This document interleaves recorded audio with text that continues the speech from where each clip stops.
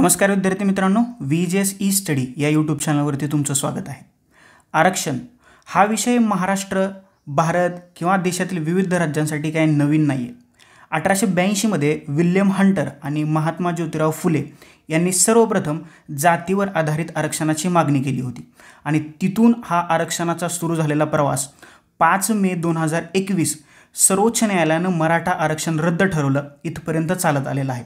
आणि याच गोष्टीवरती किंवा याच धर्तीवरती आधारित आज आपण या व्हिडिओमध्ये मराठा आरक्षण आणि भारतातील आरक्षणासंबंधीचे जे धोरण आहे तर या धोरणाबद्दल माहिती घेण्याचा प्रयत्न करणार आहे। विविध घटकांवरती दर्जेदार संदर्भ स्रोतांचा वापर करून परीक्षाभिमुख परिपूर्ण माहिती देणारा आणि शैक्षणिकदृष्ट्या अतिशय महत्त्वाचा असणारा व्हिडिओ आज मी तुम्हाला VJS ई स्टडीच्या यूट्यूब चॅनलच्या माध्यमातून तुमच्यापर्यंत पोहोचवण्याचा प्रयत्न करणार आहे।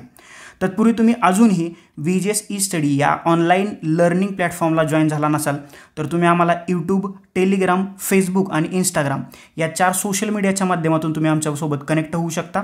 या 4ही सोशल मीडियाच्या लिंक्स ज्या आहेत तर त्या खाली तुम्हाला डिस्क्रिप्शन बॉक्समध्ये दिलेल्या आहेत। त्या लिंकवरती क्लिक करा आणि VJS ई स्टडी या यूट्यूब चॅनलला तुम्ही जॉईन व्हा। सर्वप्रथम तुम्हाला एक महत्त्वाची सूचना देतोय मी, हा व्हिडिओ कदाचित खूप मोठा होईल कारण याच्यामध्ये आपण जवळजवळ 10 ते 12 मुद्दे आहेत किंवा 10 ते 12 मुद्द्यांची चर्चा करणार आहे। त्याच्यातला वन बाय वन मी तुम्हाला एक मुद्दा सांगतो। भारतातील आरक्षणाची ऐतिहासिक पार्श्वभूमी, भारतातील आरक्षणासंबंधी संविधानिक तरतुदी, भारताच्या आरक्षणाची न्यायिक छाननी। आता हे झालं भारताच्या बाबतीत। नंतर महाराष्ट्राचा प्रवास पाहूया। महाराष्ट्रातलं मराठा आरक्षणाचा 40 वर्षाचा प्रवास म्हणजे त्याची टाइमलाईन आपण पाहणार आहोत।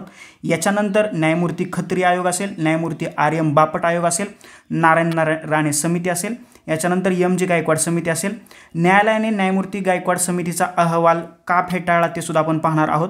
आरक्षण रद्द करताना न्यायालय काय म्हणाले ते सुद्धा आपण पाहणार आहोत। इंदिरा साहनी खटला की जो 1992 साली सर्वोच्च न्यायालयात उभा राहिला होता, या इंदिरा साहनी खटल्यात सर्वोच्च न्यायालयानं काय निकाल दिला, त्या निकालाची अंमलबजावणी कशी झाली तर याच्याबद्दल आपण तो खटला पाहणार आहोत। 102वी घटना दुरुस्ती की जी 2018 रोजी झाली होती आणि 103वी घटना दुरुस्ती की जी 2019 साली झाली होती। तर हे असे 8 ते 10 महत्त्वाचे मुद्दे आज आपण या व्हिडिओमधून डिस्कस करणार आहोत आणि हा मी एकच व्हिडिओ बनवण्याचा प्रयत्न करतोय। ही जी तुम्हाला PDF दिसते तर ही PDF तुम्हाला VJS ई स्टडी या टेलिग्राम चॅनलवरती उपलब्ध करून दिली जाईल। तिथं तुम्ही ती शोधू शकता। ज्याला PDF हवी असेल तिथं नाही मिळाली तर तुम्ही तसं मला खाली कमेंट बॉक्समध्ये कमेंट करा, तुम्हाला ती PDF सुपूर्द करण्याची जबाबदारी माझी। याच्याशिवाय हे जे तुम्हाला आता 10-12 पॉईंट दिसत आहेत, जर का तुम्हाला हे पॉईंटच फक्त व्हिडिओ पाहायचा असेल तर डिस्क्रिप्शन बॉक्समध्ये कोणत्या टायमिंगला कोणता पॉईंट सुरू झाला आहे तर ते डिस्क्रिप्शन बॉक्समध्ये मी मेन्शन करतोय। त्याच्यामुळे जर का तुम्ही व्हिडिओ पाहत असाल तर सर्वप्रथम डिस्क्रिप्शन बॉक्समध्ये पहा, म्हणजे इंदिरा साहनी खटला कोणत्या मिनिटापासून सुरू होतोय किंवा 102वी घटना दुरुस्ती कोणत्या मिनिटापासून सुरू होते तर हे तुम्हाला कळेल। ओके, आलं लक्षात? चला तर आपण आज चर्चेला सुरुवात करूया। ओके, वन बाय वन प्रत्येक मुद्दा मी तुम्हाला सखोल विश्लेषण करून सांगण्याचा प्रयत्न करतो जेणेकरून एक्झामला याच्यावरती कसाही प्रश्न आला तर तो तुमचा मार्क्स जायला नको। आता बघा, सर्वप्रथम आपण भारताच्या आरक्षणाची म्हणजे भारतात जे रिझर्वेशन आहे तर त्या रिझर्वेशनची आरक्षणाची ऐतिहासिक पार्श्वभूमी किंवा हिस्टॉरिकल बॅकग्राऊंड समजून घेणं गरजेचं आहे। आता हे आपण सुरुवातीला भारताबद्दल विचार करूया आणि मग आपण महाराष्ट्रात येऊया। बघा, आता सर्वप्रथम काय झालं होतं, विल्यम हंटर, ओके, हंटर तुम्हाला माहिती आहे, हंटर कमिशन, वेगवेगळ्या गोष्टींसाठी हंटर कमिशन आलं होतं, शिक्षणासाठी ते सर्वात फेमस होतं। आता हा विल्यम हंटर आणि महात्मा ज्योतिराव फुले यांनी 1882 साली मूलतः जाती आधारित आरक्षणाची संकल्पना मांडली। म्हणजे कास्ट बेस जे रिझर्वेशन आहे, जातीधारित जे रिझर्वेशन आहे तर त्याची संकल्पना आली होती 1882ला, म्हणजे भारत स्वतंत्र होण्याच्या अगोदर। ओके, आता पुढे बघा, पुढे इंटरेस्टिंग सगळ्या गोष्टी आहेत। बघा, आता खऱ्या अर्थाने आज अस्तित्वात असलेल्या आरक्षणाची व्यवस्था म्हणजे सध्या जे भारतात आरक्षण अस्तित्वात आहे, रिझर्वेशन अस्तित्वात आहे, याची सुरुवात जी झाली होती 1933 मध्ये ब्रिटिश पंतप्रधान रॅमसे मॅकडॉनल्डने जेव्हा सांप्रदायिक पुरस्कार सादर केला तेव्हा, म्हणजे ह्या मॅकडॉनल्डने काय केलं होतं, 16 ऑगस्ट 1932 रोजी कम्युनल अवॉर्ड। आता हा कम्युनल अवॉर्ड काय असेल हे तुम्हाला जर का चेक करायचं असेल, हे तुम्हाला जर का पाहायचं असेल तर आपल्या चॅनलवरती पॉलिटिकल सायन्स म्हणजे भारतीय राज्यव्यवस्थेची लेक्चर सिरीज सुरू आहे तर त्याच्यामध्ये तुम्हाला कम्युनल अवॉर्ड सापडून जाईल। म्हणजे भारतातली सध्या जी आरक्षणाची व्यवस्था आहे तर ती रॅमसे मॅकडॉनल्डच्या कम्युनल अवॉर्ड किंवा सांप्रदायिक पुरस्कारावरती आधारित आहे किंवा तेव्हापासून सुरू झाली आपण असं म्हणू शकतो। आलं लक्षात. आता हा जो 1932ला ऑगस्ट 1932ला हा जो कम्युनल अवॉर्ड आला होता, तर या अवॉर्डनुसार मुस्लिम, शीख, भारतीय ख्रिश्चन, अँग्लो इंडियन, युरोपियन आणि दलितांना वेगळ्या मतदारसंघाची तरतूद करण्यात आलेली होती. ही गोष्ट तुम्ही लक्षात ठेवा. आता पुढे काय झालं होतं, आता हे जरा चुकीचं झालं होतं, म्हणजे यांना जे वेगळे मतदारसंघ दिले होते हे महात्मा गांधीजींच्या मतानुसार हे चुकीचं झालं होतं आणि याच्याच नुसार एक दीर्घ वाटाघाटी झाल्या कोणाकोणाच्यात, महात्मा गांधी आणि डॉक्टर बाबासाहेब आंबेडकर. आणि याच्यातूनच पुणे येथं ज्यावेळेस महात्मा गांधी पुणेच्या येरवडा तुरुंगात होते त्यांनी उपोषण सुरू केलं आणि पुणे येथं पुणे करार झाला 24 सप्टेंबर 1932ला. आणि या करारावरती महात्मा गांधी आंबेडकरांच्या सह्या झाल्या किंवा सहमती झाली आणि त्या ठिकाणी असं ठरलं की स्पेशल मतदारसंघ द्यायचे नाहीत किंवा वेगळे मतदारसंघ द्यायचे नाहीत, काही विशिष्ट आरक्षण असलेले एकल हिंदू मतदार असतील. ओके, आलं का लक्षात. म्हणजे जी वेगळ्या मतदारसंघाची तरतूद करण्यात आलेली होती तर ती 1932च्या पुणे करारानुसार किंवा पुणे पॅक्टनुसार रद्द करण्यात आलेली आहे. आता पुढे काय झालं, 1947 म्हणजे 15 ऑगस्ट 1947ला भारत स्वतंत्र झाला आणि त्याच्यानंतर भारतात अनुसूचित जाती म्हणजे शेड्यूल कास्ट आणि शेड्यूल ट्राईब यांनाच फक्त आरक्षण देण्यात आलं. आलं लक्षात. 1982 विल्यम हंटर महात्मा ज्योतिराव फुले, 1882 भारताच्या स्वातंत्र्याच्या अगोदर आणि 1947 भारताच्या स्वातंत्र्यानंतर आरक्षणाचा जो चक्र होतं तर ते कसं फिरलं पहा. अनुसूचित जाती आणि अनुसूचित जमातींनाच इथं आरक्षण देण्यात आलेलं आहे. आलं लक्षात. समजलं इथपर्यंत ऑल क्लिअर. आता जाऊया पुढं. ओके, बघा आता याच्यानंतर एक आयोग आला होता, त्या आयोगाचं नाव आहे BP मंडल आयोग. 1980 साली हा आयोग 1979 साली आयोग आला. 1980 साली काही शिफारशी वगैरे केल्या आणि या शिफारशीनुसार BP मंडल आयोगाच्या शिफारशीनुसार 1951 मध्ये इतर मागासवर्गीय म्हणजे अदर बॅकवर्ड क्लासेसला आरक्षण देण्यात आलं. आणि जर का तुम्ही पॉलिटिकल सायन्सचे स्टुडंट असाल तर तुम्हाला माहिती आहे इकडून भारतीय राजकारणाचं मंडलायझेशन झालं असं म्हटलं जातं, म्हणजे मंडलायझेशन ऑफ इंडियन पॉलिटिक्स असं म्हटलं जातं, जर का तुम्ही हे वाचलं असेल कुठं तर. याच्यानंतर एक अतिशय महत्त्वाचा खटला आला, त्या खटल्याचं नाव आहे इंदिरा साहनी खटला 1992. याच्यामध्ये भारताच्या सर्वोच्च न्यायालय म्हणजे सुप्रीम कोर्ट ऑफ इंडियाने असा निर्णय दिला, आरक्षणाची मर्यादा 50% असेल, तुम्ही 50%च्या पुढं जाऊ शकणार नाही. आता हा नक्की खटला काय होता हे मी तुम्हाला सांगणारच आहे, तुम्ही जास्त टेन्शन घ्यायची काही गरज नाही. इंदिरा साहनी खटला 1992. आता काही जणांना प्रश्न पडला असेल की बाबा आरक्षणाची मर्यादा तर इंदिरा साहनी खटल्यात 50% सांगितली आणि बऱ्याचशा राज्यांनी 50%ची मर्यादा ओलांडली आहे, तर मग हे असं कसं काय. तर बरोबर आहे, बऱ्याचशा राज्यांनी 50% आरक्षणाची मर्यादा ओलांडलेली आहे, परंतु मराठा आरक्षणाचा रिझल्ट देताना निकाल देताना सर्वोच्च न्यायालयाने आता भारतातल्या ज्या ज्या राज्यांनी 50% आरक्षणाची मर्यादा ओलांडलेली आहे तर त्या सर्व राज्यांना स्क्रुटिनी करायला सांगितले, म्हणजे ते आता ते पडताळणी करून पाहणार आहेत. आणि हे जे 50%च्या पुढचं बऱ्याचशा राज्यांनी आरक्षण दिलेलं आहे तर ते भारताच्या राज्यघटनेच्या 9व्या अनुसूचित ते टाकल्यामुळं तिथं आता काय करता येत नाही. परंतु आता या मराठा आरक्षणाचा निकाल देताना सर्वोच्च न्यायालयाने त्याची पडताळणी करण्यास सांगितलेलं आहे. आला इथपर्यंत लक्षात. आता हा झाला ऐतिहासिक पार्श्वभूमी. याच्यानंतर 2019 मध्ये 130री घटना दुरुस्ती करण्यात आली आणि त्या अनुषंगाने कलम 15 आणि कलम 16 मध्ये नवीन सब आर्टिकल्स म्हणजे 15.6 आणि 16.6 या नवीन कलमांची भर घालून आर्थिकदृष्ट्या मागास घटकांना 10% आरक्षणाची तरतूद करण्यात आलेली आहे. त्या आरक्षणाचं नाव आहे EWS इकॉनॉमिकली विकर सेक्शनला 10% आरक्षणाची तरतूद करण्यात आलेली आहे आणि अशा तऱ्हेने भारतातल्या आरक्षणाची मर्यादा 50%च्या पुढं गेलेली आहे. ही गोष्ट इथे लक्षात ठेवा. तर ही झाली भारताच्या आरक्षणाची ऐतिहासिक पार्श्वभूमी. आता सर्वात महत्त्वाची गोष्ट आहे की हे आरक्षणाची ऐतिहासिक पार्श्वभूमी पाहिली, परंतु हे संविधानात कुठं लिहिलं आहे का की आरक्षण द्यावं किंवा ना द्यावं, तर नक्कीच लिहिले. ते कोणत्या कलमात लिहिले, कोणत्या भागात लिहिले, तर ते आता आपण 1 बाय 1 पाहूया. आता खरा प्रश्न तुम्हाला याच्यावरती येऊ शकतो की कोणती कलम आहेत, कोणती सबकलम आहेत, कोणता भाग आहे, कोणती अनुसूची आहे की ज्याच्यामध्ये आरक्षणाची तरतूद करण्यात आलेली आहे. तर ह्या भारतातील आरक्षणासंबंधीची संविधानिक तरतूद आता आपण 1 बाय 1 पाहूया.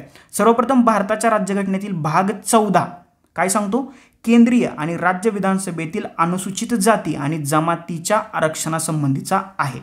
SC आणि STच्या आरक्षणासंबंधीच्या तरतुदी ज्या आहेत तर राज्यघटनेच्या भाग 14 मध्ये करण्यात आलेल्या आहेत. ओके, ही महत्त्वाचा पाठ लक्षात ठेवा. सर्वप्रथम भाग 14 येतो.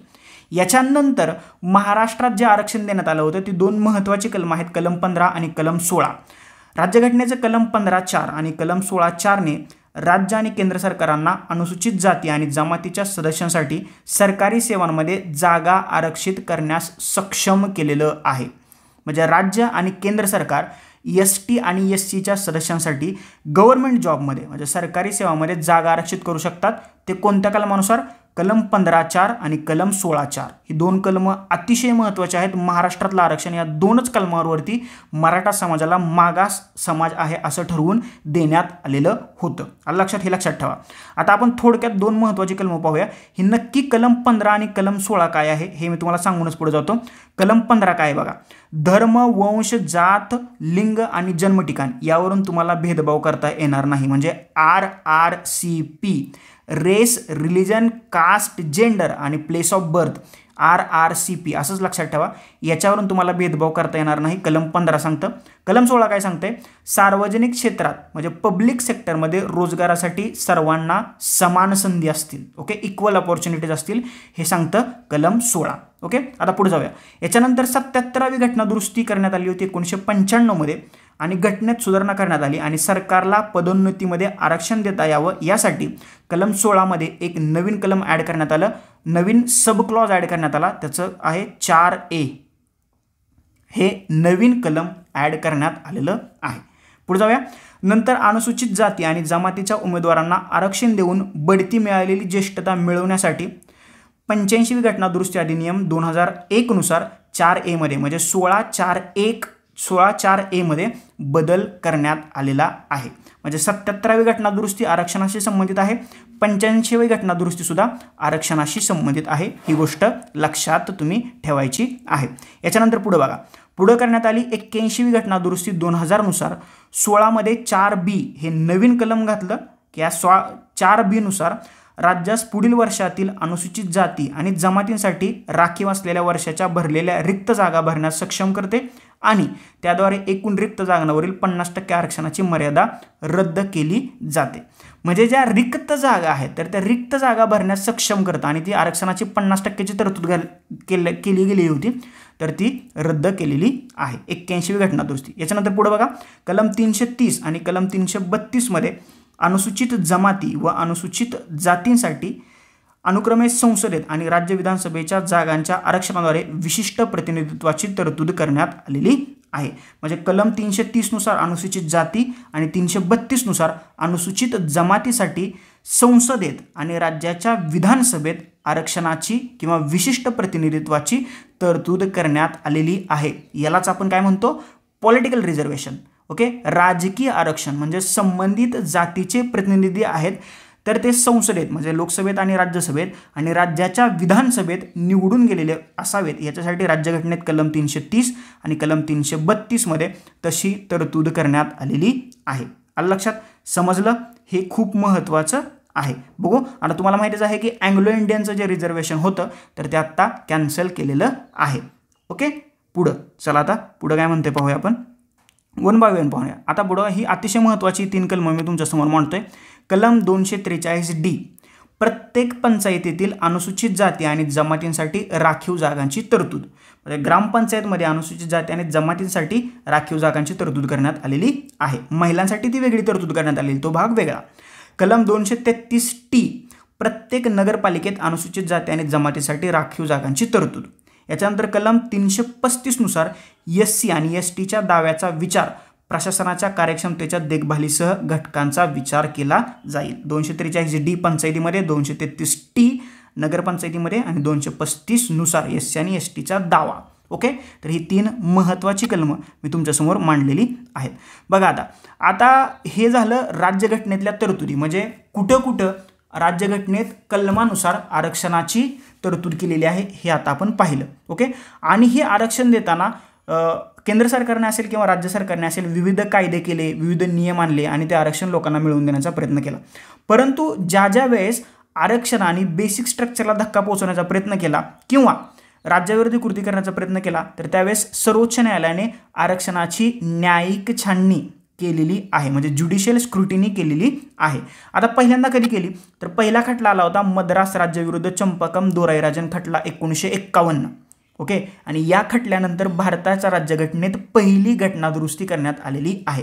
आता याच्यामध्ये आपण डिटेलमध्ये पुढे जाणारच आहोत. आता फक्त तुम्ही लक्षात ठेवा कुठं कुठं आरक्षणाची न्यायिक छाननी करण्यात आली.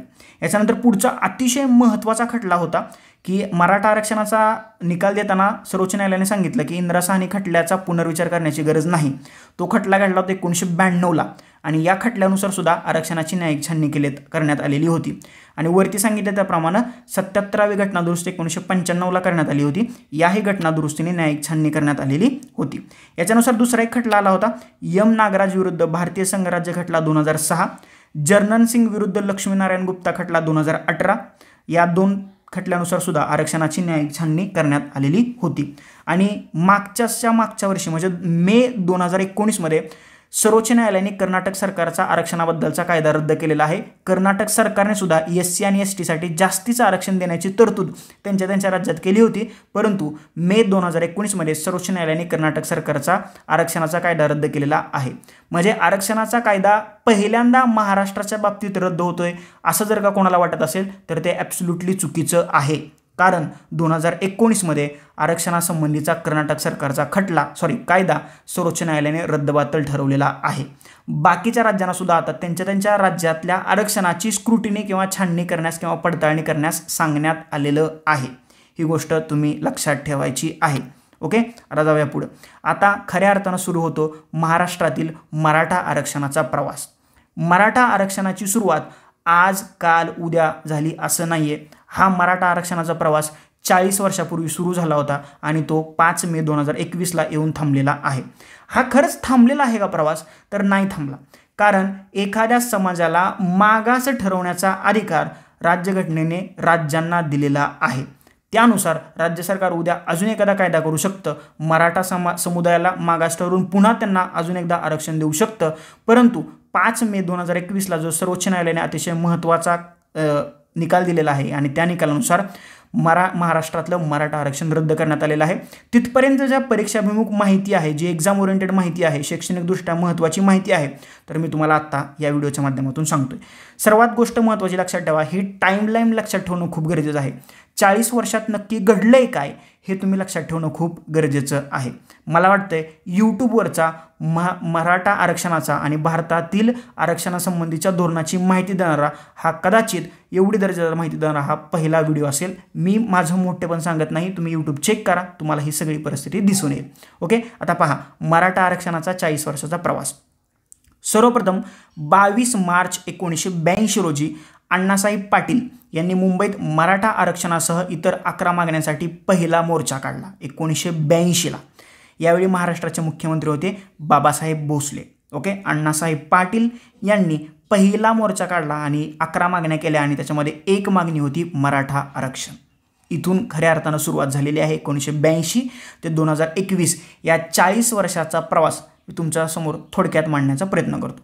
याच्यानंतर येतं 1997 साल.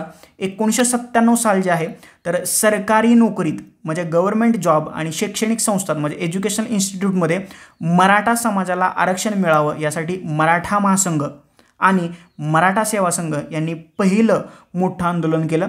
आंदोलकांच्या मते मराठा समुदाय हा उच्च जातीय समुदाय नाही, म्हणजे अप्पर कास्ट कम्युनिटी नाही.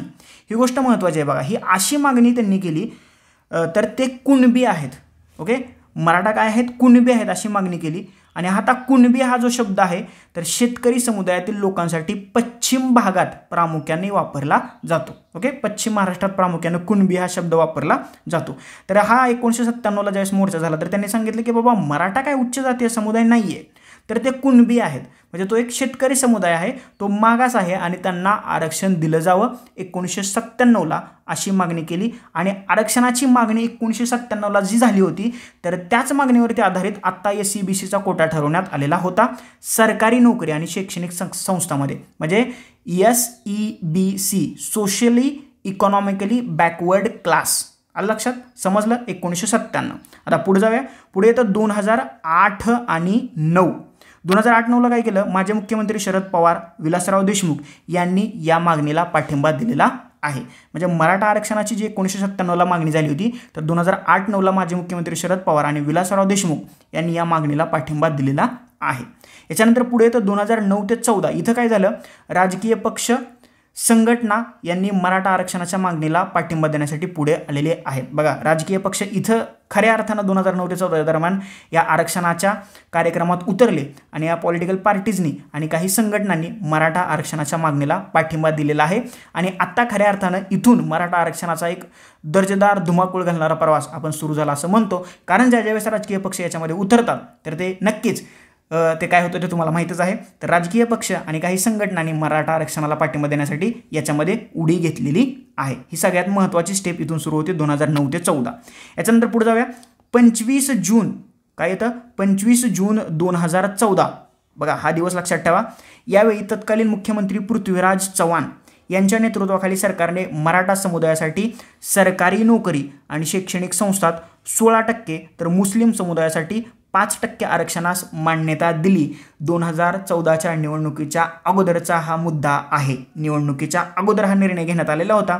त्यावेळेस महाराष्ट्राचे मुख्यमंत्री होते पृथ्वीराज चव्हाण आणि यांनी मराठा समुदायासाठी, मराठा कम्युनिटीसाठी सरकारी नोकरी, गव्हर्नमेंट जॉब आणि शैक्षणिक संस्थात 16% आरक्षणाच्या तरतुदीला मान्यता दिली. आणि याचबरोबर त्यांनी मुस्लिम समुदायासाठी 5% आरक्षणास सुद्धा मान्यता दिलेली आहे 25 जून 2014ला. याच्यानंतर बघा, 14 नोव्हेंबर 2014 येतं. बॉम्बे उच्च न्यायालयाने वरील निर्णयास स्थगिती दिली. असं होऊ शकत नाही असं बॉम्बे उच्च न्यायालयानं, महाराष्ट्राच्या उच्च न्यायालयानं सांगितलेलं आहे. पुढचा दिवस येतो 15 नोव्हेंबर 2014. तत्कालीन भाजपा शिवसेना सरकारने याविरोधात सर्वोच्च न्यायालयात जाण्याचा निर्णय घेतला. इथं काँग्रेस राष्ट्रवादीचं सरकार गेलं आणि भाजप शिवसेनेचं सरकार सत्तेत आलं. जो 14 नोव्हेंबरला बॉम्बे उच्च न्यायालयानं आरक्षणाची स्थगिती दिली होती, तर त्याविरोधात सर्वोच्च न्यायालयात जाण्याचा निर्णय जो आहे तर तो भाजप शिवसेना सरकारने घेतलेला आहे 15 नोव्हेंबर 2014ला. ओके, पुन्हा एकदा पॉलिटिकल पार्टीज थोडंसं डोक्यात ठेवून चाला. मी याच्याबद्दल जास्त पॉलिटिकल पार्टीजबद्दल जास्त बोलणार नाही, फक्त तुम्ही डोक्यात ठेवून चाला. आलं लक्षात? चला आता जाऊया पुढं. याच्यानंतर येतं 18 डिसेंबर 2014. महाराष्ट्रातील सार्वजनिक नोकऱ्यात मराठा समाजाला आरक्षण मिळावं यासाठी मुंबई उच्च न्यायालयात किंवा बॉम्बे उच्च न्यायालयाच्या अंतरिम आदेशास मान्यता देण्यास सुप्रीम कोर्टाने नकार दिलेला आहे. ओके, सुप्रीम कोर्टाने नकार दिला. जरी मुंबई उच्च न्यायालयाने मान्यता दिली असली तरी तो त्यांचा अंतिम आदेश होता, तर त्याला नकार दिलेला आहे. याच्यानंतर पुढे जाऊया. 6 जानेवारी 2015 म्हणजे पुढचं नवीन वर्ष लागतंय. तत्कालीन सरकारने मराठा आरक्षणास पाठिंबा देण्यासाठी बॉम्बे उच्च न्यायालयात अधिक माहिती सादर करण्याचा निर्णय घेतला.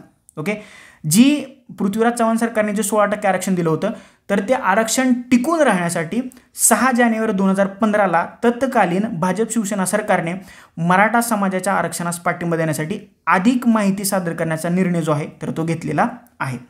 याच्यानंतर 9 ऑगस्ट 2016 नेक्स्ट वर्ष लागतंय. औरंगाबादमध्ये पहिला मराठा क्रांती मोर्चा झाला आणि इथून पुढं मराठा क्रांती मोर्चाला सुरुवात झालेली आहे. जवळजवळ 58 मोर्चे महाराष्ट्रात निघालेले आहेत. ओके, पहिला मोर्चा 9 ऑगस्ट 2016ला सुरू झालेला होता. ओके, याच्यानंतर 5 डिसेंबर 2016 ओके, तत्कालीन सरकारने आरक्षण कायम ठेवण्यासाठी आणि हे आरक्षण संविधानिक तरतुदींचे उल्लंघन करत नसून ते कायदेशीर आहे दाखवण्यासाठी न्यायालयात एक अफिडेव्हिट दाखल केलं. ही अतिशय महत्त्वाची गोष्ट सरकारने केलेली आहे. याच्यानंतर पुढं 14 नोव्हेंबर 2016 ओके, हिवाळी अधिवेशन सुरू झालं महाराष्ट्र सरकारचं नागपूरमध्ये आणि नागपूरमध्ये मराठा मोर्चा नागपूरमध्ये निघालेला आहे आणि त्याचवेळी महाराष्ट्र सरकारचं हिवाळी अधिवेशन सुरू होतं. याच्यानंतर झालं काय, जून 2017 ते वर्षही असंच गेलं. हिवाळी अधिवेशनात एवढं काय महत्त्वाचं घडलं नाही. नागपूरमध्ये मराठा मोर्चे झाले, परंतु एवढी काय त्याला धार आली नव्हती या आरक्षणाच्या मागणीला सरकारतर्फे. याच्यानंतर जून 2017 येतं. मराठा समुदायाच्या सामाजिक, आर्थिक आणि शैक्षणिक स्थितीची पाहणी करण्यासाठी महाराष्ट्र सरकारने राज्य मागासवर्गीय आयोगाची निर्मिती केली. तुम्हाला माहितीच आहे, राज्य मागासवर्गीय आयोगाची निर्मिती करण्याचा अधिकार राज्य सरकारला देण्यात आलेला आहे आणि याच अधिकाराचा वापर करून जून 2017मध्ये राज्य सरकारने मागासवर्गीय आयोगाची निर्मिती केली. परंतु त्याच्यानंतर ऑगस्टमध्ये म्हणजे पुढच्या महिन्यात 9 ऑगस्ट 2017 मुंबईत मोठ्या प्रमाणात मराठा क्रांती मोर्चाचं आयोजन झालं. याच्यानंतर जुलै 2018 म्हणजे बरोबर 1 वर्षानं नागपूर हिवाळी अधिवेशनात मराठा आरक्षणाचा धुमाकूळ तुम्हाला पाहायला मिळाला. बऱ्याचशा घडामोडी नागपूर इथं घडल्या आणि आरक्षणाच्या मागणीला आता खरोखरच धार आली होती, कारण काही पॉलिटिकल पार्टीज, काही संघटना आणि मराठा समुदायातील लोकही जास्त ॲक्टिव्हपणे मराठा क्रांती मोर्चाचं आयोजन करत होते. त्याच्यामुळं जुलै 2018च्या हिवाळी अधिवेशनामध्ये मराठा आरक्षणाचा धुमाकूळ तुम्हाला पाहायला मिळतो. ओके, याच्यानंतर पुढं 17 जुलै 2018ला काय झालं पहा आता. 17 जुलै 2018 मराठा संघटनांनी पंढरपुरात एकत्र येऊन तत्कालीन मुख्यमंत्री देवेंद्र फडणवीस यांना विठ्ठल पूजेस मनाई करण्याचा निर्णय घेतला. म्हणजे जी आषाढी यात्रेला मुख्यमंत्र्याच्या हस्ते विठ्ठलाची पूजा होते, तर त्या पूजेला मुख्यमंत्र्याला येऊ दिलं जाणार नाही असा निर्णय 17 जुलै 2018 रोजी मराठा संघटनांनी घेतलेला आहे. ओके, 23 जुलै म्हणजे 2-3 दिवसांनी 2018ला मुख्यमंत्र्यांनी पंढरपूरला मी येणार नाही असं सांगून टाकलं आणि मराठा आरक्षणाच्या मागणीस त्यांनी पाठिंबा दर्शवला. परंतु त्यांनी असंही पुढे सांगितलं की निर्णय न्यायालय ठरवेल. हे होतं डिप्लोमॅटिक ॲन्सर. आमचा पाठिंबा आहे, परंतु निर्णय आम्ही नाही घेणार, तो निर्णय न्यायालय ठरवणार आहे, मुख्यमंत्री देवेंद्र फडणवीस यांनी जाहीर करून टाकलं आणि पूजेला जाणंही त्यांनी रद्द केलेलं आहे. पुढे येतं 15 नोव्हेंबर 2018 म्हणजे मध्ये 2-3 महिने गेले. मागासवर्गीय आयोगाने त्यांचा अहवाल महाराष्ट्र सरकारला सादर केला. ओके, बघा आता मागासवर्गीय आयोगाचा अहवाल आलेला आहे. आता पुढे काय होतं पाहूया. 30 नोव्हेंबर 2018 रोजी महाराष्ट्र विधिमंडळाने शिक्षण आणि सरकारी नोकरीत मराठा समुदायाला 16% आरक्षण देणारं विधेयक पारित केलं आणि हा समुदाय सामाजिक आणि शैक्षणिकदृष्ट्या मागास म्हणजे SEBC socially and economically backward class असल्याचं जाहीर केलं. ओके, जे पृथ्वीराज चव्हाण सरकारने जे 16% आरक्षण दिलेलं होतं तेच आरक्षण पुट फॉरवर्ड केलं आणि SEBC म्हणजे मराठा समुदाय जो आहे तर तो सामाजिक आणि शैक्षणिकदृष्ट्या मागास असल्याचं यांनी जाहीर केलेलं आहे. सोशली एज्युकेशनली बॅकवर्ड क्लास असल्याचं यांनी जाहीर केलेलं आहे. आलं लक्षात. SEBC हा या कॅटेगरीमध्ये मराठा समुदायाला टाकलं आणि 16% आरक्षणाचं जे विधेयक होतं तर ते त्यांनी पारित केलेलं आहे 30 नोव्हेंबर 2018ला. पुढे बघा, 3 डिसेंबर 2018 सरकारच्या या कोटा निर्णयाविरोधात बॉम्बे उच्च न्यायालयात याचिकांचा वर्षाव झाला. बघा, म्हणजे हे आरक्षणाचं विधेयक पारित झालं 30 नोव्हेंबर 2018ला आणि पुढच्याच महिन्यात म्हणजे डिसेंबर महिन्यात या सरकारच्या कोटा निर्णयाविरोधात बॉम्बे उच्च न्यायालयात याचिकांचा वर्षाव झाला. याशिवाय याचिकाकर्त्यांनी असंही सांगितलं सर्वोच्च न्यायालयाने जे आरक्षणाची 50% मर्यादा घातलेली आहे तर या मर्यादेचं उल्लंघन महाराष्ट्र सरकारचा हा कायदा करत आहे. ओके, 1 महिन्यानंतर हा याचिकांचा वर्षाव झालेला आहे. पुढे बघा, पुढे आता काय झालं तर 5 डिसेंबर 2018ला कोटा निर्णयावर अंतरिम स्थगिती देण्यास बॉम्बे उच्च न्यायालयाने नकार दर्शवला. मात्र अंतिम सुनावणीसाठी याचिका दाखल करून घेतलेली आहे. आता हे जे राज्याचं जे उच्च न्यायालय होतं तर या उच्च न्यायालयाने काय केलं की हा जो सरकारचा कोटा निर्णय आहे तर याला अंतरिम स्थगिती दिली नाही, परंतु अंतिम सुनावणीसाठी याचिका दाखल करून घेतलेली आहे. पुढचं वर्ष नवीन वर्ष लागतं 18 जानेवारी 2019 मराठा समाजाला आरक्षण देण्याच्या निर्णयावर उभे असलेले महाराष्ट्र सरकार प्रतिज्ञापत्र दाखल करतं आणि म्हणतं सामाजिक आणि आर्थिकदृष्ट्या मागासवर्गीय वर्गाचं उच्चाटन करण्यासाठीच या आरक्षणाची तरतूद करण्यात आलेली आहे आणि मागासवर्गीयाचं उच्चाटन करण्याची जबाबदारी भारतीय राज्यघटनेनं राज्य सरकारला देण्यात आलेली आहे. याच्यानुसारच मागासवर्गीय आयोग नेमण्यात आला होता आणि त्याच्यानुसारच आम्ही आरक्षण देत आहोत असं सरकारनं प्रतिज्ञापत्र उच्च न्यायालयात दाखल केलेलं आहे. ही गोष्ट लक्षात ठेवा. 18 जानेवारी 2019ला. पुढे जाऊया. 6 फेब्रुवारी 2019 येतं पुढं. तिथं काय होतंय, न्यायमूर्ती रणजित मोरे आणि भारती डांगरे यांच्या खंडपीठाने मराठा आरक्षणाच्या मुद्द्याशी संबंधित सर्व याचिकांची अंतिम सुनावणी सुरू केली. ओके, याचिकांची अंतिम सुनावणी सुरू केलेली आहे. 26 मार्च 2019 रोजी याचिकांवरील सुनावणीचा निकाल हायकोर्टाने घेतला, परंतु त्यांचा निकाल राखून ठेवला. ज्याही याचिका हायकोर्टात दाखल करण्यात आल्या होत्या त्याचा निकाल हायकोर्टाने घेतला, परंतु त्याचा जो निकाल होता तर तो हायकोर्टाने दिलेला नाही. पुढे येतं 24 जून 2019 हायकोर्टाने याचिकांवर आपला निर्णय 27 जून 2019 रोजी जाहीर करणार असल्याचं म्हटलं. ओके, आलं लक्षात. आता पुढे जाऊया. याच्यानंतर 27 जून 2019 मराठा समाजाच्या आरक्षणाची घटनात्मक वैधता उच्च न्यायालयाने कायम ठेवली. बघा, उच्च न्यायालय काय म्हणते, मराठा आरक्षणाची घटनात्मक वैधता ही कायम ठेवली, म्हणजे ते घटनात्मकदृष्ट्या योग्य आहे असं मत उच्च न्यायालयाने मांडलं. परंतु राज्य मागासवर्ग आयोगाने सुचवलेल्या अनुषंगाने आरक्षण 16% 12 ते 13%, म्हणजे सरकारी नोकरीत 12% आणि शैक्षणिक संस्थात 13% आरक्षण कमी करण्यास सरकारला सांगितलं. बघा, म्हणजे मराठा समुदायास राज्य सरकारने दिलेलं आरक्षण घटनात्मकदृष्ट्या वैध आहे, परंतु ते तुम्ही 16% ठेवायचं नाही, तर ते किती टक्के ठेवायचं आहे, 12 आणि 13%. म्हणजे सरकारी नोकरीत हे आरक्षण 12% असेल आणि शैक्षणिक संस्थात हे आरक्षण 13% असेल, असा निर्णय 27 जून 2019ला उच्च न्यायालयाने दिलेला आहे.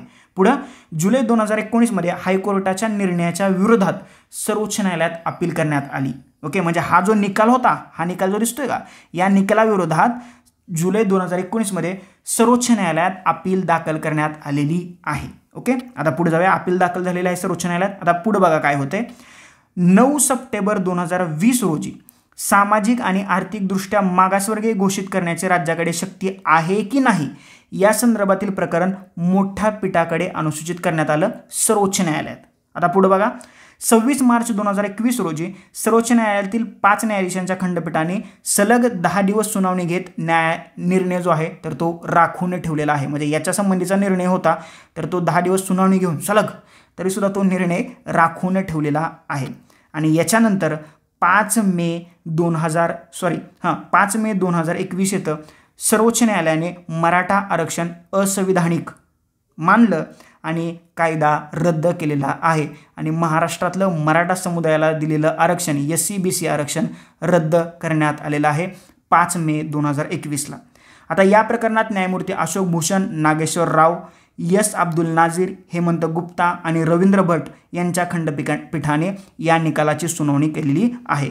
हे जे न्यायाधीश आहेत तर ते लक्षात ठेवा. अशोक भूषण, नागेश्वर राव, S. अब्दुल नाझीर, हेमंत गुप्ता आणि रवींद्र भट यांच्या खंडपीठाने 5 मे 2021 रोजी मराठा आरक्षण असंविधानिक आहे आणि हा कायदा रद्द ठरवलेला आहे. न्यायाधीशावरती तुम्हाला प्रश्न विचारला जाऊ शकतो. लक्षात. आता हा झाला मराठा आरक्षणाचा 40 वर्षाचा प्रवास. ओके, आता महाराष्ट्र सरकारने मराठा समुदायाला आरक्षण देण्यासाठी काही आयोग किंवा समित्यांची निर्मिती केली होती. तर ते महत्त्वाचे आयोग आणि समित्यांची माहिती आणि त्याच्यातल्या शिफारसी किंवा तरतुदी आपण 1 बाय 1 पाहूया. पहिल्यांदा न्यायमूर्ती खत्री आयोग, याच्याबद्दल आपण माहिती पाहूया. महाराष्ट्रात 1995 साली स्थापन झालेल्या पहिल्या राज्य मागासवर्गीय आयोगाचे अध्यक्ष होते न्यायमूर्ती खत्री आणि यांच्याकडे मराठा आरक्षणाचा प्रश्न वर्ग करण्यात आलेला आहे. ओके, म्हणजे 1995 साली महाराष्ट्रात पहिल्या राज्य मागासवर्गीय आयोगाची स्थापना करण्यात आली. त्याचे अध्यक्ष होते न्यायमूर्ती खत्री आणि म्हणूनच हा खत्री आयोग म्हणून समोर आलेला आहे. आणि या खत्री आयोगाकडे मराठा आरक्षणाचा प्रश्न देण्यात आला किंवा त्यांच्याकडे वर्ग करण्यात आलेला आहे. या खत्री आयोगाने आपला अहवाल 2000 मध्ये सरकारला सादर केलेला आहे. आता या खत्री आयोग काय म्हणतोय पहा, हे अतिशय महत्त्वाचं आहे. या आयोगानुसार ज्या पोटजातीची नोंद मराठा कुणबी किंवा कुणबी मराठा अशी करण्यात आलेली आहे त्यांना कुणबी जातीचं प्रमाणपत्र देऊ शकता. म्हणजे सरकार ज्या पोटजातीची नोंद मराठा कुणबी किंवा कुणबी मराठा अशी करण्यात आलेली आहे तर त्यांना कुणबी जातीचं प्रमाणपत्र तुम्ही देऊ शकता, म्हणजे सरकार देऊ शकतं, खत्री आयोग म्हणतोय. खत्री आयोग पुढे जाऊन काय म्हणतो, आयोगाच्या शिफारशीमुळे मराठ्यामधील काहींना OBCत प्रवेश मिळाला. आलं का लक्षात, अदर बॅकवर्ड क्लास. ओके, हे प्रमाणपत्र मिळाल्यामुळं मराठा समुदायातील काहींना OBC म्हणजे अदर बॅकवर्ड क्लासमध्ये, इतर मागासवर्गामध्ये प्रवेश मिळालेला आहे. हे झालं खत्री आयोगाच्या शिफारशी. आता पुढे बघा. मात्र ज्या मराठ्यांना मागे किंवा पुढे ओके कुणबी असा उल्लेख नाही त्यांची OBCत वर्गवारी झालेली नाही. मराठा कुणबी किंवा कुणबी मराठा असे जे होते तर त्यांना कुणबी जातीचं प्रमाणपत्र मिळालं, परंतु ज्यांच्या मागे किंवा पुढे कुणबी असा उल्लेख नव्हता त्यांना मात्र OBCत वर्ग करण्यात आलेलं नाही. हा झाला खत्री आयोगाचा निर्णय. पुढे जाऊया. पुढे एक आयोग आला 2008 मध्ये, न्यायमूर्ती बापट आयोग, न्यायमूर्ती R.M. बापट आयोग. न्यायमूर्ती R.M. बापट आयोगाने राज्यभरात सर्वेक्षण करून 2008 साली आपला अहवाल जो आहे तर तो सरकारला सादर केला आणि या अहवालानुसार मराठा समाजाला इतर मागासवर्गात समाविष्ट करण्यास या आयोगाने नकार दिला. बघा, म्हणजे खत्रे आयोगाने सांगितलं होतं किंवा खत्रे आयोगाच्या निर्णयानुसार काही मराठ्यांना ओबीसीमध्ये म्हणजे अदर बॅकवर्ड क्लासमध्ये टाकण्यात आलं होतं किंवा त्यांना तो दर्जा मिळालेला होता. परंतु या बापट आयोगाने असं सांगितलं की इतर मागासवर्गीयात मराठा समाजाला समाविष्ट करण्यास बापट आयोगाने मनाई केलेली आहे, नकार दिलेला आहे. ओके, लक्षात ठेवा, RM बापट आयोग. याच्यानंतर पुढं माजी मुख्यमंत्री आणि तत्कालीन उद्योगमंत्री नारायण राणे समिती आलेली आहे आणि या नारायण राणे समितीने काय निर्णय दिला आपण ते वन बाय वन पाहूया.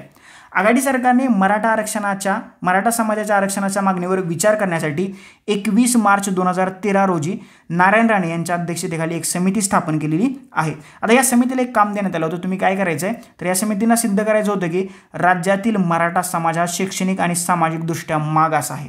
हे महत्त्वाचं काम नारायण राणे समितीचं होतं.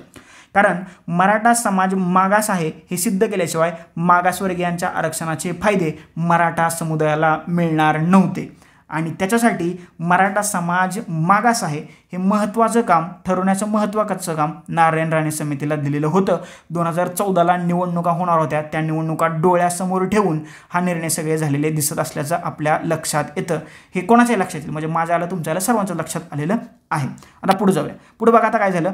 राणे समितीनं राज्यात फिरून तज्ज्ञांशी बोलून ताबडतोब तत्कालीन मुख्यमंत्री पृथ्वीराज चव्हाण यांच्याकडे अहवाल सादर केलेला आहे. ओके, लगेच अहवाल सादर केला आणि तो अहवाल काय म्हणत होता आपण आता वन बाय वन पाहूया. बघा, मराठा आणि कुणबी समाज एकच आहे.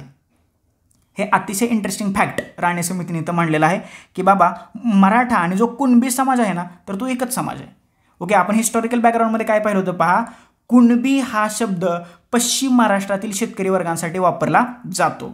खत्रे आयोग जो काय होता, खत्रे आयोग म्हणत होता की कुणबी अगोदर किंवा नावाच्या नंतर लागत असेल तर त्यांना ओबीसीमध्ये टाकता येते. आता नारायण राणे समिती काय म्हणते की मराठा आणि कुणबी समाज एकच आहे, हे काय वेगळे नाही आहेत आणि ज्याप्रमाणे कुणबी समाजाला आरक्षण आहे त्याचप्रमाणे मराठा समाजाला आरक्षण देण्यात यावं अशी शिफारस नारायण राणे समितीच्या अहवालात करण्यात आलेली होती. बघा, म्हणजे कुणबी वेगळे आहेत, कुणबी मराठा पहिल्यांदा काय म्हणते कुणबी वेगळे आहेत, खत्रे आयोग म्हणतो कुणबी मराठा वेगळे आहेत.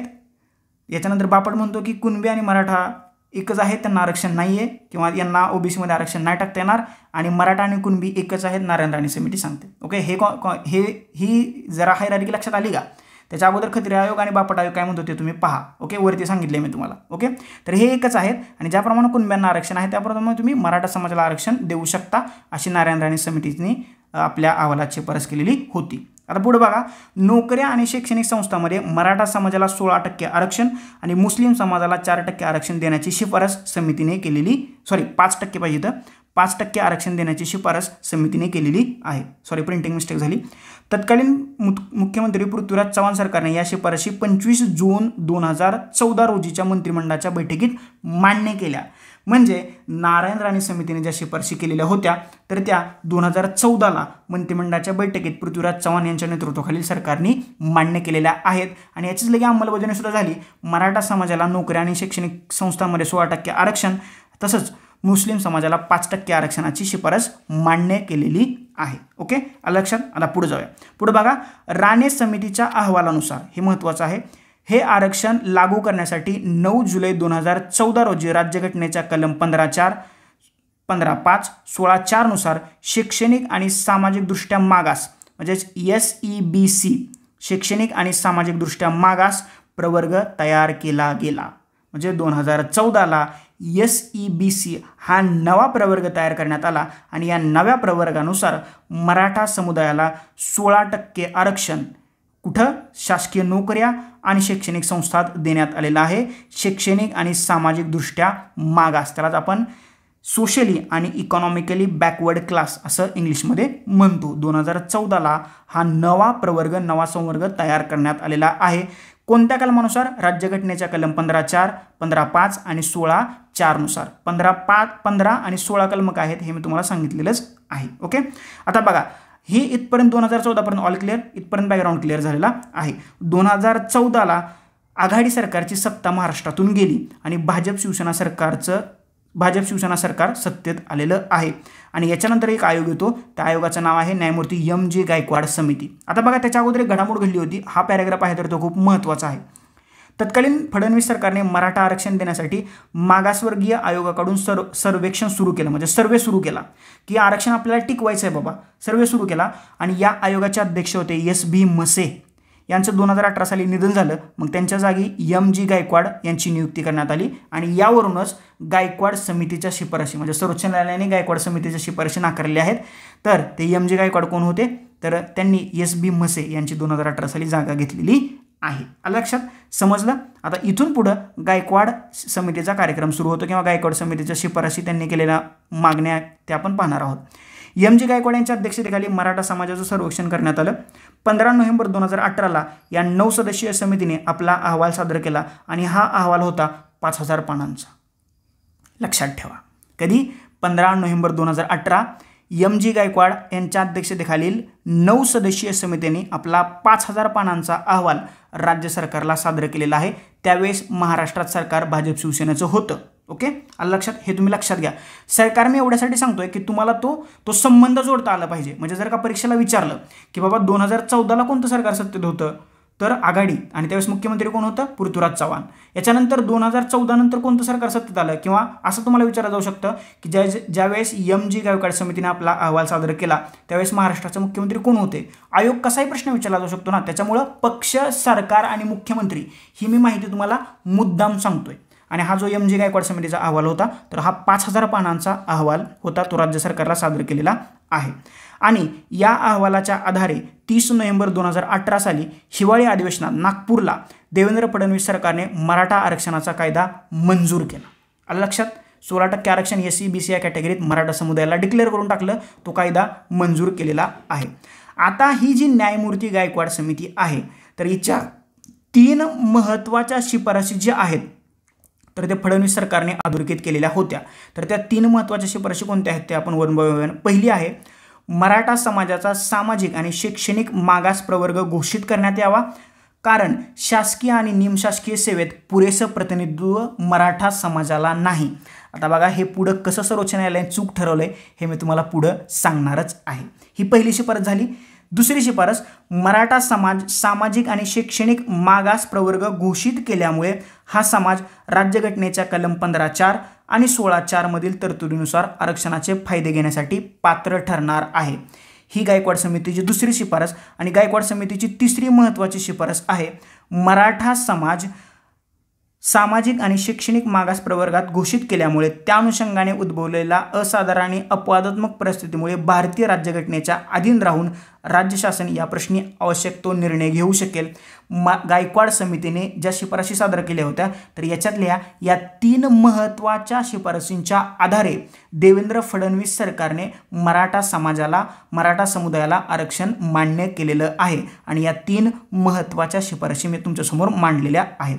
ज्यावेळेस तुम्हाला PDF दिली जाईल तर ते व्यवस्थितपणे तुम्ही PDF वाचून घ्या. आता पुढे जाऊया. आता बघा, गायकवाड समितीने मराठा समाजाच्या आर्थिक, सामाजिक आणि शैक्षणिक परिस्थितीच्या सर्वेक्षणानंतर असा निष्कर्ष नोंदवला की, गायकवाड समितीचा निष्कर्ष काय म्हणतोय पहा, मागील काळात मराठा समाज ज्या परिस्थितीतून जातोय त्यातून त्यांनी आत्मसन्मान गमावला आहे. तो आत्मसन्मान मिळवून देण्यासाठी सामाजिक आणि आर्थिक मागासवर्गीयांमध्ये आरक्षण देणं गरजेचं आहे. जर का मराठ्यांनी गमावलेला आत्मसन्मान त्यांना पुन्हा मिळवून द्यायचा असेल तर त्यांना सामाजिक आणि आर्थिक मागासवर्गीय या प्रवर्गात आरक्षण देणं गरजेचं आहे.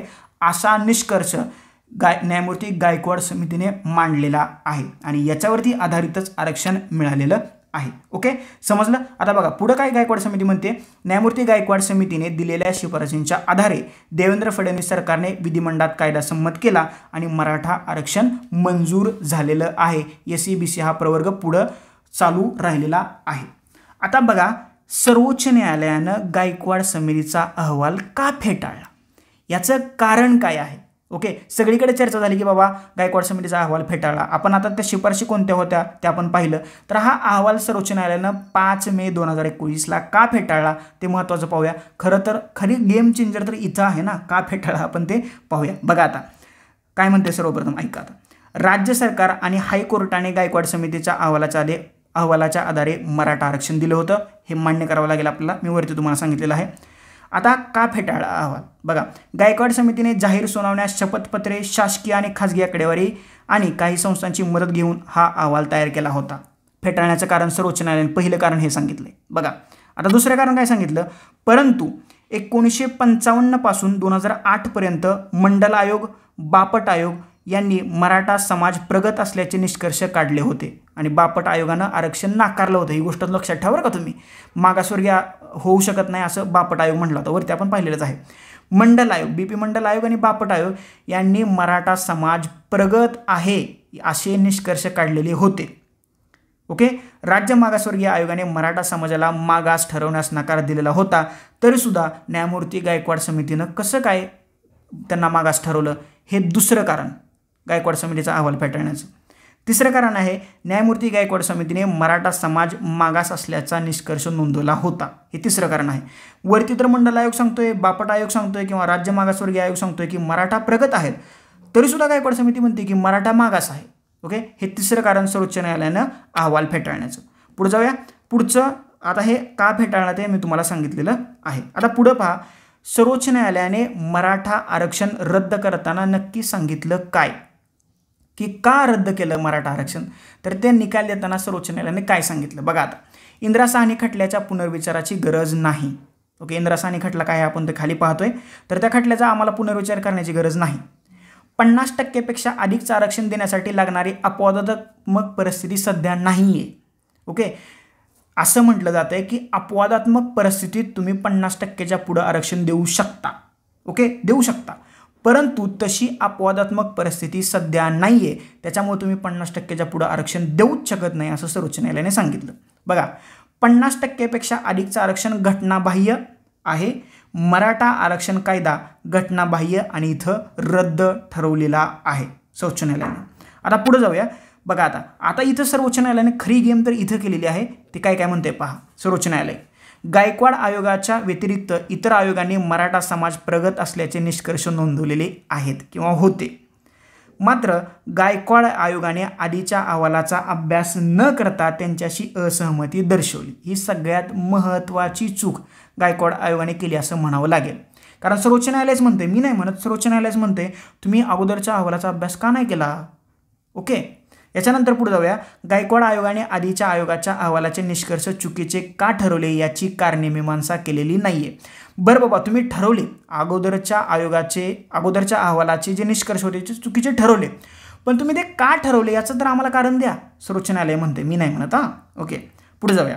इंदिरा साहनी यांच्या प्रकरणात आणीबाणीची परिस्थिती सांगून, म्हणजे तुम्हाला माहिती आहे इंदिरा साहनी हा अशा वेळेला खटला आला होता की भारतात म्हणजे भयंकर खाऊजा, प्रायव्हेटायझेशन, ग्लोबलायझेशन हे जे नवीन धोरण 1991ला नुकतंच आलं होतं आणि इंदिरा साहनी खटला 1992ला आला होता आणि या आणीबाणीची परिस्थिती सांगून हे आरक्षण देण्यात आलं होतं. प्रत्यक्षात हे नियमांचं उल्लंघन आहे. 50% हे आरक्षण वाढवता येणार नाही असं सुप्रीम कोर्टाने सांगितलं आहे. आरक्षण 50%पेक्षा जास्त का द्यावं याबाबतचा कोणताही निष्कर्ष गायकवाड समितीच्या अहवालात देण्यात आलेला नाहीये. ओके, म्हणजे तुम्ही आरक्षण द्या 50%, परंतु ते का द्यावं याबाबतचा कोणताही निष्कर्ष गायकवाड समितीच्या अहवालात देण्यात आलेला नाही असं सुद्धा सुप्रीम कोर्टाने त्या निकालात सांगितलेलं आहे. ओके, पुढे जाऊया. नागरी सेवांच्या अ, ब, क, ड वर्गामध्ये मराठा समाजाचं प्रतिनिधित्व समाधानकारक आहे. सुप्रीम कोर्ट म्हणते, मी म्हणत नाही. ही कोणत्याही समाजासाठी अभिमानास्पद बाब आहे. राज्य सरकारने दिलेलं हे आरक्षण संविधानिक तरतुदीवर आधारित होतं की गायकवाड समितीच्या अहवालावरती. बघा, आता ही खरी गेम इथं आहे बघा. म्हणजे राज्य सरकारने जे आरक्षण दिलेलं होतं तर ते खरंच संविधानिक तरतुदीवरती आधारित होतं की गायकवाड समितीच्या अहवालावरती आधारित होतं असं सुप्रीम कोर्टाने राज्य सरकारलाच विचारलं. आता तुम्हीच सांगा की आम्ही काय करू असं सुप्रीम कोर्ट म्हणते. त्याच्यामुळं हे आरक्षण रद्द केलेलं आहे. आता पुढे जाऊया. खुल्या प्रवर्गातील नोकऱ्यामध्ये 48% पैकी मराठा समाजाचं प्रतिनिधित्व आहे, एकूण 33.23%, आणि गायकवाड समितीनं हे प्रमाण दाखवले 11.86%. सर्वात महत्त्वाची गोष्ट आहे, शासनानं नेमलेली समिती चुकीचे आकडे कसे काय दाखवू शकते. सर्वोच्च न्यायालयाने उपस्थित केलेला सर्वात महत्त्वाचा प्रश्न तर इथं आहे. सर्वोच्च न्यायालय काय म्हणते, खुल्या प्रवर्गातील म्हणजे ओपन कॅटेगरीतील नोकरीमध्ये 48% मराठा समाजाचं प्रतिनिधित्व आहे 33.23% आणि गायकवाड समिती म्हणते 11.86% आहे हे प्रमाण. म्हणजे पहिली चूक तर इथंच झालेली आहे. याच्यानंतर पुढं खुल्या प्रवर्गामध्ये ओपन कॅटेगरीमध्ये IAS मध्ये 15.52%, IPS मध्ये 27.85% आणि IFS मध्ये 17.97% मराठा समाजाचं प्रतिनिधित्व आहे. मराठा समाजाच्या संख्येनुसार प्रशासकीय पातळीवर त्यांचं प्रतिनिधित्व जास्त आहे. या निष्कर्षावरून मराठा समाजाला मागास म्हणता येणार नाही. सर्वोच्च न्यायालय इथं अजून एक गेम सर्वोच्च न्यायालयाने केलेला आहे. IAS, IPS आणि IFS मध्ये अनुक्रमे 15.52, 27.85 आणि 17.97% एवढं प्रमाण आहे. याच्यावरती आधारित प्रशासकीय पातळीवर प्रतिनिधित्व जास्त आहे. त्याच्यामुळं मराठा समाजाला मागास म्हणता येणार नाही. त्याच्यामुळं मराठा मागास नाही आहेत, त्यांना आरक्षण देता येणार नाही असं सुप्रीम कोर्टानं सांगितलेलं आहे. परंतु हा निर्णय देताना 9 सप्टेंबर 2020 पर्यंत झालेले वैद्यकीय पदव्युत्तर प्रवेश वैध ठरवत सुप्रीम कोर्टानं विद्यार्थ्यांना दिलासा दिलेला आहे. याशिवाय सुप्रीम कोर्टाने हेही सांगितलं म्हणजे 5 मे 2021च्या अगोदर, ओके, 5 मे कधी 5 मे 2021च्या अगोदर ज्या निवडा किंवा ज्या नियुक्त्या झालेल्या आहेत तर त्यांना कोणताही धक्का पोचवला जाणार नाही. परंतु इथून पुढं SC-BC किंवा मराठांना आरक्षणाच्या आधारित तरतुदी किंवा नियुक्त्या दिल्या जाणार नाहीत. याशिवाय अजून एक सुप्रीम कोर्टाने इथं महत्त्वाची गोष्ट सांगितली की ज्या ज्या राज्यात आरक्षणाची 50%ची मर्यादा ओलांडलेली आहे तर त्या राज्यांच्या आरक्षणाची राज्यांनी स्क्रुटिनी करायची आहे, त्याची पडताळणी करायची आहे, त्याची छाननी करायची आहे. कोणत्या राज्यात किती टक्के आरक्षण आहे हे सर्व टेलिग्राम चॅनलवरती माहिती फिरत आहे. ती मुद्दाम मी इथं स्लाईड ॲड केलेली नाही आहे, नाहीतर अजून एक पान वाढलेलं असतं, ते तुम्ही पाहून घ्या. आलं लक्षात. तर हे मराठा आरक्षण रद्द करताना सर्वोच्च न्यायालयाने जो निकाल दिलेला आहे तो इथं आपण पाहिलेला आहे. आणि 5 मे 2021ला मराठांना दिलेलं जे आरक्षण होतं तर ते असंविधानिक घटनाबाह्य आहे. त्याच्यामुळं मराठा समाजाच्या आरक्षणाचा कायदा सर्वोच्च न्यायालयाने रद्द केलेला आहे. आता नक्की तुम्ही बऱ्याच वेळेला ऐकलं असेल की इंदिरा साहनी खटला 1992ला. नक्की हा इंदिरा साहनी खटला काय आहे तर ते आपण 1 बाय 1 पाहूया. ओके, बघा आता इंदिरा साहनी आणि इतर विरुद्ध भारतीय संघराज्य असा खटला 1992ला भारताच्या सर्वोच्च न्यायालयात उभा राहिलेला होता. ओके, 1992ला परिस्थिती वेगळी होती कारण 1991चं नवीन आर्थिक धोरण आणि 1992ला हे लगेच उभा राहिलेला इंदिरा साहनी खटला. आणि नंतर तुम्हाला माहितीच आहे बऱ्याचशा गोष्टी भारतात घडून गेलेल्या आहेत, त्याचा मी इथं मुद्दाम उल्लेख करत नाही, ते तुम्हाला माहीतच आहे. बघा आता इंदिरा साहनी खटल्यात सर्वोच्च न्यायालयाने काय निर्णय दिला. सुप्रीम कोर्टात 1992 साली या केसचा निकाल सुप्रीम कोर्टात 1992 साली या केसचा निकाल 9 न्यायमूर्तीने दिलेला आहे. मुळात 50%ची मर्यादा कुठून आली याविषयी इंदिरा साहनी खटल्याच्या निकालात सुप्रीम कोर्टाने फारसं स्पष्टीकरण दिलेलं नाही आहे. आपण म्हणतोय सगळीकडे की बाबा 50% आरक्षण 50% आरक्षण, परंतु ह्या 50% आरक्षणाची तरतूद मुळात कुठून आली हे मात्र सर्वोच्च न्यायालयाने स्पष्टच नाही केलं. जास्त स्पष्टीकरण त्यांनी दिलंच नाही. फक्त काय म्हटलं ते आपण पाहूया. कलम 16(4) मध्ये मागासवर्गीयांच्या नोकरीतील आरक्षणासाठी असलेल्या तरतुदींचे परीक्षण सर्वोच्च न्यायालयाने इंदिरा साहनी खटल्यात केलेलं आहे. ओके, आता पुढे जाऊया. कायद्याचे नियम म्हणजे रूल ऑफ लॉ हे राज्यघटनेची मूलभूत संरचना आहे. म्हणजे basic structure of Indian constitution he rule of law आहे असा निकाल सुद्धा इंदिरा साहनी खटल्यामध्ये भारताच्या सर्वोच्च न्यायालयाने दिलेला आहे. बघा आता याशिवाय काय केलं या खटल्यात. OBC-साठी म्हणजे अदर बॅकवर्ड क्लाससाठी काही अटींवरती 27% आरक्षणाची घटनात्मक वैधता जी आहे तर ती कायम ठेवली. 6-3 म्हणजे एकूण 9 जजेसने हा निर्णय दिला होता. 6-3 अशा निकालात सर्वोच्च न्यायालयाने सांगितलं. आता हे निकाल दिलेले आहेत. बघा काय काय निकाल दिलेले आहेत आपण आता 1 बाय 1 पाहूया. आरक्षणाचे एकूण प्रमाण 50%वर जाता कामा नये. ओके, म्हणजे आरक्षणाचं प्रमाण 50%च्या वर जाता कामा नये, महत्त्वाची तरतूद. आणि हेच 5 मेला सर्वोच्च न्यायालयाने सांगितलं की आम्हाला आता इंदिरा साहनी खटल्याचा पुनर्विचार करण्याची गरज नाही. पुढे बघा. अतिविशिष्ट परिस्थितीमध्ये, विशिष्ट नाही म्हटलं इथं सर्वोच्च न्यायालयाने काय म्हटलंय, अतिविशिष्ट परिस्थितीमध्येच 50%वर आरक्षण जाऊ शकतं. केंद्र किंवा राज्य सरकारने 50%च्या वर नेलं ते आरक्षण तर ते आम्ही कमी करू. आम्ही आहे ना, कारण भारतात चेक्स अँड बॅलन्स सत्ता संतुलनाचं तत्व म्हणजे कायदेमंडळ न्यायमंडळ याच्यामध्ये सत्ता संतुलनाचं तत्व लेजिस्लेटिव्ह ज्युडिशरी यांच्यामध्ये तुम्हाला सत्ता संतुलनाचं तत्व असल्याचं, लेजिस्लेटिव्ह ज्युडिशरी आणि एक्झिक्युटिव्ह या 3 स्तंभामध्ये तुम्हाला चेक्स अँड बॅलन्स सत्ता संतुलनाचं तत्व असल्याचं पाहायला मिळतं. त्याच्यामुळं सर्वोच्च न्यायालयाने काय म्हटलं की जर का राज्य सरकारनं 50% मर्यादा ओलांडली तर ती जबाबदारी कमी करण्याची जबाबदारी आमची आहे आणि याच्यावरतीच आधारित मराठा आरक्षण रद्द ठरवलेलं आहे. पुढे बघा, सामाजिक आणि शैक्षणिक आधारावरतीच आरक्षण मिळू शकतं. पहिल्यांदा 1882ला विल्यम हंटर आणि महात्मा ज्योतिराव फुले यांनी जाती आधारित आरक्षणाची जाती आधारित आरक्षणाची संकल्पना सर्वप्रथम मांडली होती. परंतु 1992च्या खटल्यात सर्वोच्च न्यायालयाने असं सांगितलं की सामाजिक आणि शैक्षणिक आधारावरच आरक्षण मिळू शकतं, जातीवरती आरक्षण नाही. ओके, पुढे बघा, पुढे काय म्हटलं, केवळ गरीब आहे म्हणजे तुम्ही केवळ गरीब आहात म्हणून तुम्हाला आरक्षण मिळू शकणार नाही. आलं का लक्षात? तुम्ही गरीब आहे किंवा अंडर पॉवर्टी आहात म्हणून तुम्हाला आरक्षण दिलं जाणार नाही. पुढे बघा, कलम 16च्या चौथ्या क्लॉज म्हणजे आरक्षणाचा वापर न्याय्य आणि वाजवी मर्यादामध्ये करावा असं सुद्धा इथं सुप्रीम कोर्टाने सांगितलं. 15 आणि 16 या 2 जी आर्टिकल्स आहेत मूलभूत हक्कांमधले, ही 2 जी कलम आहेत, तर या 2 कलमातल्या एका कलमात 16च्या चौथ्या क्लॉजमध्ये आरक्षणाचा वापर न्याय्य आणि वाजवी मर्यादामध्ये करावा असंही सुप्रीम कोर्टाने इथं सांगितलेलं आहे. हा आहे अतिशय महत्त्वाचा आरक्षणाच्या बाबतीतला 1992चा इंदिरा साहनी खटला. समजला इंदिरा साहनी खटला काय? आता जाऊयात आपण पुढं. आता 2 घटनादुरुस्त्याची चर्चा सध्या चालू आहे. पहिली आहे 102 आणि दुसरी आहे 103. तर या 2 घटनादुरुस्त्या आपण थोडक्यात पाहूया. 102वी घटनादुरुस्ती आहे की जी 2018ला झाली होती. 102वीचं घटनादुरुस्ती विधेयक होतं 123वा. आता याच्यामध्ये काय झालं बघा, 11 ऑगस्ट 2018 रोजी केंद्र सरकारने 102वी घटनादुरुस्ती करून राष्ट्रीय मागासवर्गीय आयोग नॅशनल बॅकवर्ड क्लास कमिशनला घटनात्मक दर्जा दिलेला आहे. आता हा आयोग आपण नंतर डिटेलमध्ये पाहूया. आता मी याच्याबद्दल काही इतर डिटेल माहिती देत नाही. या घटनादुरुस्तीमध्ये कलम 38B किंवा ब चा समावेश करण्यात आला.